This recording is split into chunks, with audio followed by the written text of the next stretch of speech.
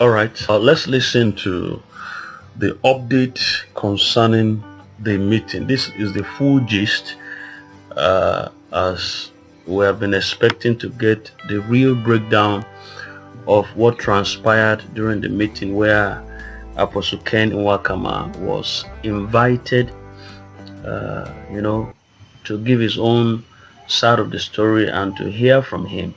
And we are getting to hear this comprehensive update from this woman. Let's pay attention. It can't be as long as it had been.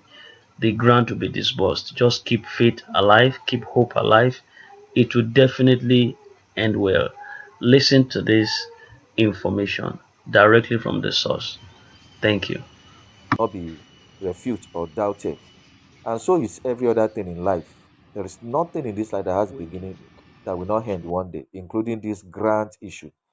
My prayer is let it end well to our favor and happiness. And let it end while we are still alive. Let it come to an end while we are still alive to live to enjoy it because we have labored and suffered about it. So I just come out today just to encourage you, just to encourage you. Okay. And finally, let me also remind us that that the journey of this grant issue is not today. Oh. It's not today, it just started. Also, I hope you have not forgotten the journey so far. I've not forgotten the journey so far. It's not today that I just started. Oh. We have been on it for years. If God, and this brings me to this phrase that if God should mark iniquity, no one among us, nobody will be able to stand. All right, because we have all seen, we have all dabbled into one thing or the other. We've all soiled our hands, in grand community. I'm talking about the leaders and the NGOs and those that collected money from people in subscribing for one grant or the other. Okay.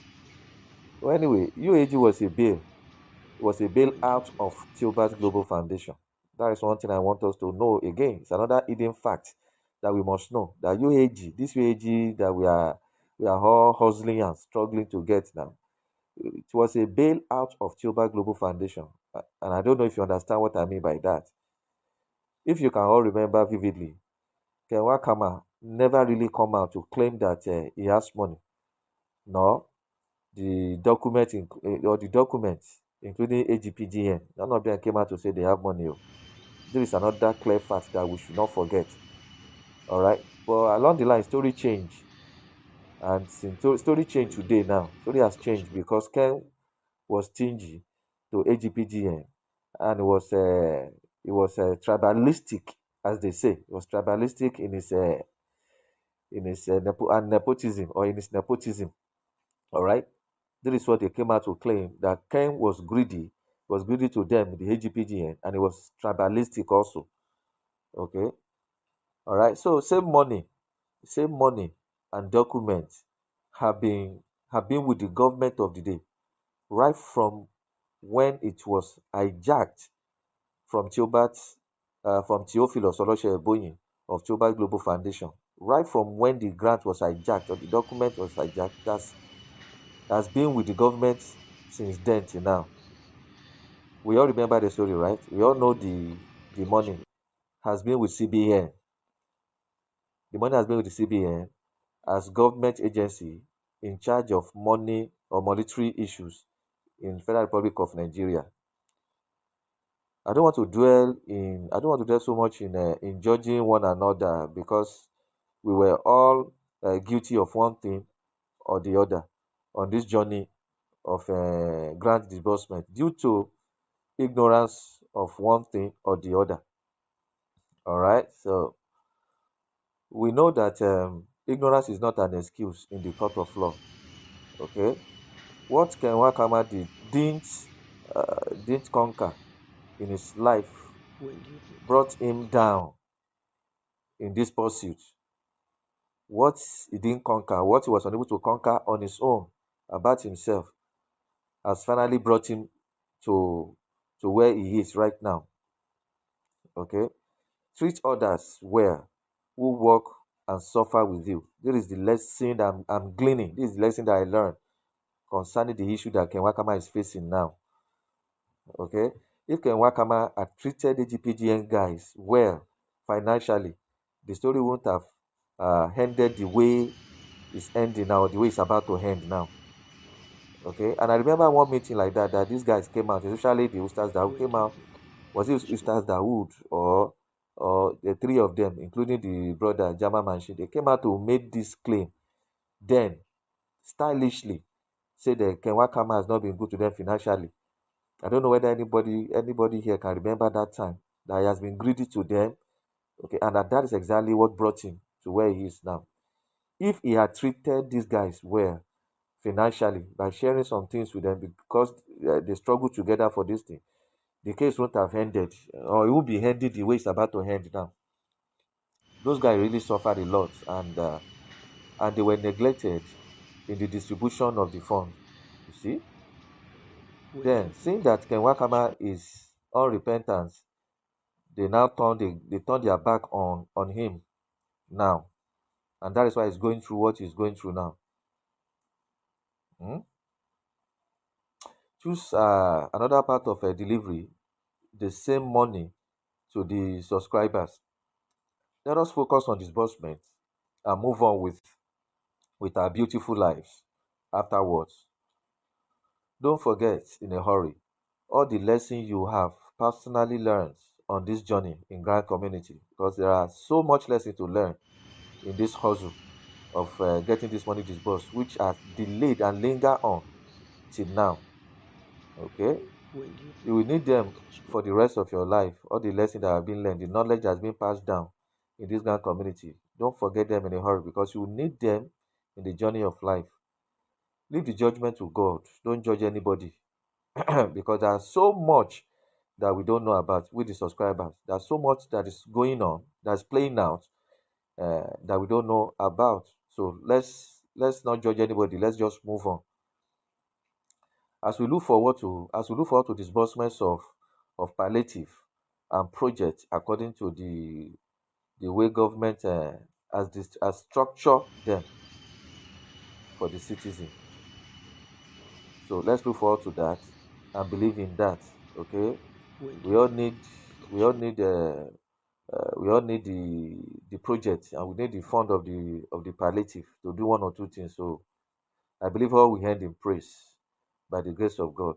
All we end in praise by the grace of God. That is my belief, and that is my prayer that I pray. So let's just before I end this video, let's listen to a little bit of what the president or the report of the meeting between the women and men seeking for the proof of UAAG grants and UAG representative Apostle Dr. Ken Wakama at the Committee for the Defense of Human Rights in Abuja, or at the Abuja branch office 2 days ago, which is on the 27th of June.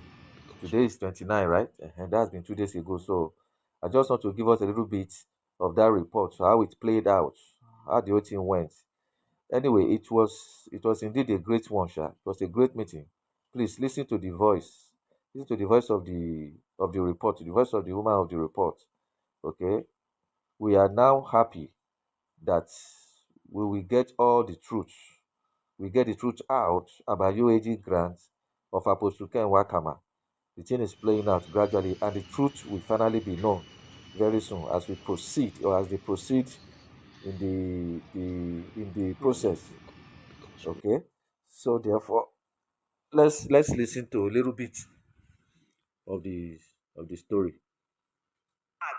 It is something you will remember and give glory to God Almighty.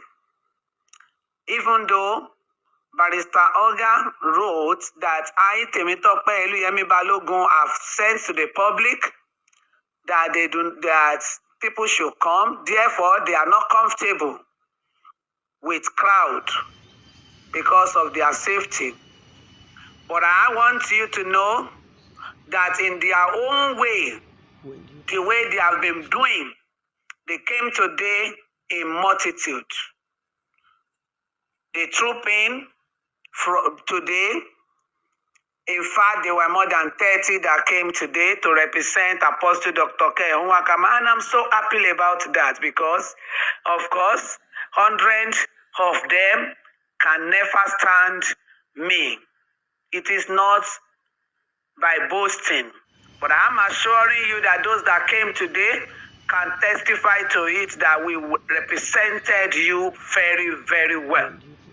Now I want to give you a brief report, because after hearing our own view, after reading the petition out, Barrister Oga that's supposed to represent Apostle Dr. Nwakama did not come. He himself also have delegated another person, which is Pastor Pascal Anyanwu. And like I've been telling you that I do not have any other board of trustee in Wayadia. And I want to tell you that those people that followed me stood on their ground too, that they do not have any other board of trustee aside the one they used to register their cooperative, their NGO, with the CAC, Corporate Affairs Commission. So the meeting began well with the opening prayer, and when we started, from both sides, the opening prayer was said from both sides, the introduction was done, DSS were well represented, police officers were well represented to listen to what we have to say. Then I was told after the introduction to read out the petition, and initially they would have loved me to just bring out the points that were needed to be known there. But of course, the representative said no. They want everything in total, as we wrote it there. So it was read out to their hearing, and I want to tell you today that I'm so happy I read everything out. I am so glad, even though the report is not yet out, I am so glad that I read everything out. Now, going by my statement, I'm glad to inform you that Pascal Anyanwu and the UAAG representatives affirmed today at the Committee of the Defense for Human Rights that UAAG grant money is now in Nigeria. They were even asking me that what if, as we are talking now, the disbursement take place. I stood on my ground that if the disbursement can happen now as we are talking, and I receive the alert, then I will accept what they are saying. And so also that is what all your representatives that followed me from north, from south, from east, from west, that is what we stood our ground to say. That the only thing that we made us to believe Apostle Dr. Nwakama's statement made through Pastor Pascal Anyanwu is if the money they said is now in Nigeria drop in our individual accounts as we were speaking. Therefore, they will laugh over that. And of course, the question was raised concerning everything I said. One of their representatives said, if I needed to collect my money back, which I paid to UAAG, and I said,